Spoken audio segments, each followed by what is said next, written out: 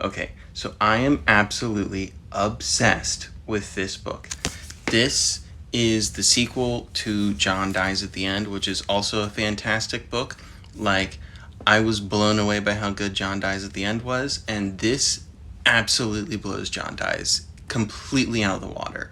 This is literally every single thing a sequel should be. It it expands on the original book. It still has the same vibe, but it's bigger and grander, you know what I mean? Honestly, I would recommend this even if you haven't read John Dies. You really don't need it to understand this. I mean, not to say that it's all going to make sense, but both books are like super duper chaotic. So they're really not going to make like a ton of sense because it's like a major plot point that like a lot of the stuff that's going on is like beyond the main character's understanding anyway. So not to say that you're going to understand it, but yeah, you really don't need to read the first book in my opinion.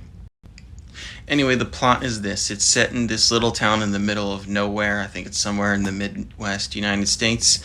And demonic alien spiders start creeping into town, crawling into people's skulls and taking over their brains and turning them into like super zombies, basically. This book is violent and gory and scary and really fucking funny. The main characters really have this like dry wit to them that I think is just like absolutely fantastic. And the characters are what absolutely carry this book.